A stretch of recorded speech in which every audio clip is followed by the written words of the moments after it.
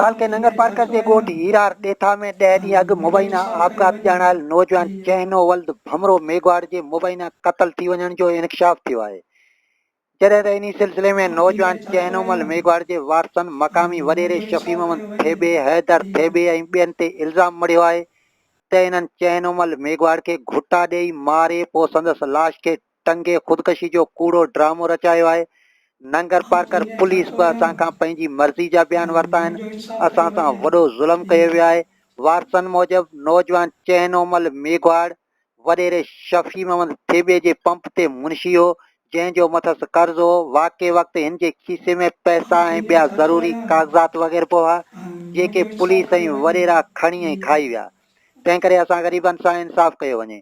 ॿिए पासे फेसबुक ते हलंदड़ पोस्टनि मूजिबि चहनो मेघवाड़ खे वाक़े वारे ॾींहुं वॾेरनि ॾाढी गारगंद कई हुई ऐं मौतमार धमकियूं पिणु ॾिनियूं हुयूं, जंहिं जूं चहने वटि रिकॉर्डिंगूं मौजूदु हुयूं। वाक़े करण खां पोइ वॾेरनि पुलिस सां मिली भगत करे इहे मोबाइल वारियूं रिकॉर्डिंगूं वग़ैरह सभु डिलीट करे छॾियूं ऐं वारसनि खे मुबैना तौर ते दावा दड़का ॾेई माठ कराए छॾियो। पोस्टनि ऐं कमेंट्सनि मूजिबि चहने जे ख़ून जा ज़िम्मेवार इहे ज़ालिम वॾेरा आहिनि, जिन खे हिकदमि कानूनी गिरफ़्त में वठी चहने जे वारसनि सां इंसाफ़ कयो वञे। मुझे नालो टिल्लूमल है। आउं ॻोठ हीरार ॾेथा जो रहवासी आहियां। मुंहिंजे पीउ जो नालो ڀمرو आहे।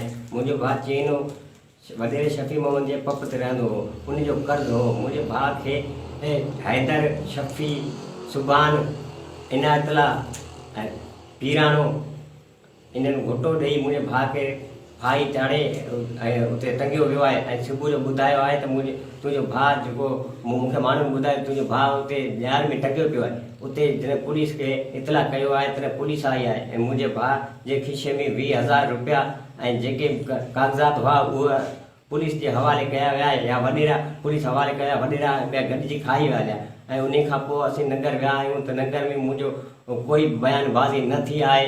ऐं जेको गुल हो मूं बयानु कयो उहो गुल इंचार्ज हो उहो पंहिंजे हिसाब सां कटे ऐं वॾेरे जी धुर भरे वियो आहे। मूंखां इंसाफ़ कयो वञे, आउं ग़रीब आहियां, मूंखां इंसाफ़ कयो वञे। आउं त हींअर चाचो आहियां ऐं मुंहिंजो इंसाफ़ कयो वञे।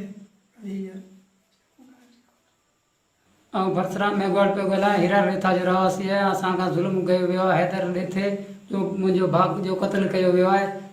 हैदर, शफ़ी, मोहम्मद ॾेथो, अमीन ऐं सलीम, सुबान, पीराणो, अब्दू सभु असांजे भाउ खे क़त्ल करे वियो आहे।